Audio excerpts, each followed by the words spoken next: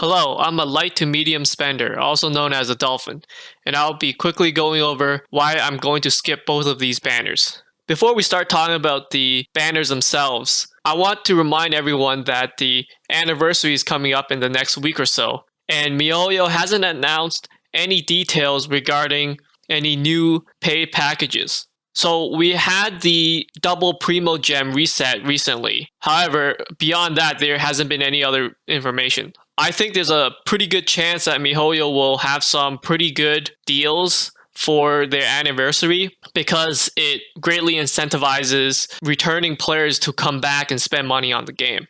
And a lot of gacha games do this without any prior announcement. So before spending money to pull on these new banners, please wait until the anniversary is here and we know for sure whether or not there's going to be any better deals. Another thing to keep in mind is the upcoming banners. So we already heard a lot of rumors and leaks about upcoming Hu Tao and Ganyu reruns. But if you just look at the banner history, we have Venti to Zhongli. These characters already had their reruns around March to June of this year. And it's been almost 4 months since we had a rerun, which means if MiHoYo wants to be somewhat consistent with their reruns, we should be seeing characters like Albedo to Hu Tao sometime soon. And I believe it is in MiHoYo's best interest for sales and content creation speed to have consistent amount of reruns.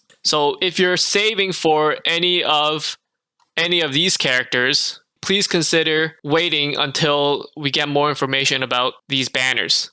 Now for the characters. I already put my thoughts for Kokomi in this video, but in general, I think she's a character that doesn't really provide much to your team if you already have a good DPS with a decent healer like Barbara, Jean, or Chi-Chi. For the new Abyss floor that has the corruption mechanic, the 3 healers I just mentioned seems to be good enough for most people that were able to finish previous Abyss resets anyways. So I don't think Kokomi really provides that much from a gameplay perspective. Before we get to the 4 stars, I want to let everyone know that I'll be making more videos that help players make decisions on spending in the game, as well as character builds and other information catered specifically for busy people who can't grind all day. So please subscribe and like to help support these videos. The 4 stars are pretty good though. Xinqiu is one of the best support characters in the game and is very versatile in terms of team comps. And every single one of his constellations is very valuable and provides a lot to his kit. Beidou and Rosaria are both very good for their particular roles. Beidou is a monster DPS when there's 2 or 3 enemies, and Rosaria is one of the best supports for physical DPS like Yulia at C6. And Rosaria herself can be a pretty good physical DPS if you have the right build. But I think the consensus for these two is that they're not really must-have characters like Xinqiu.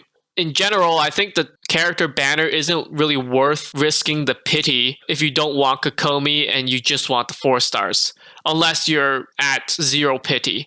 Moving on to the weapon banner. The 5-star catalyst here is only good for Kokomi. It provides extra DPS and healing and no other utility. Kokomi is the only character I can think of that cares about both DPS and healing, and even on her, I think Tales of Dragon Slayer just seems more flexible. The Jade Sword, however, is considered one of, if not the best, 5-star sword in the game because of how much crit rate it gives. However, I took a look at the roster and didn't really find that much value in this sword. Let's go through all the DPS sword users. For Kazuha, you really wouldn't want this on him unless you go full DPS. Full DPS Kazuha is really only a good contender if he's at C6. Otherwise, he's just so much better as a support or sub DPS. For Ayaka, I think Mist Splitter is a bit better, but the Jade Sword is pretty good on her. Jean, I think, is a bit better as a healer or support, but yeah, the sword is pretty decent if you want to do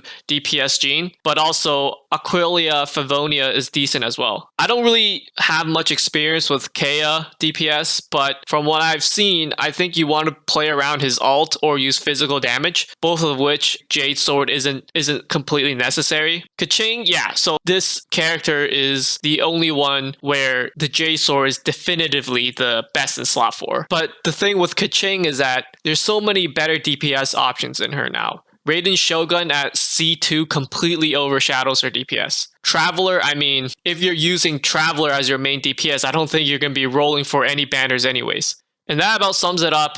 Even if you want one of the characters really badly, or if you want the J-Sword really badly, please wait at least 1 week into the banner before pulling, especially since it's the anniversary during the middle of this banner and we have no idea what MiHoYo will give us during the anniversary yet.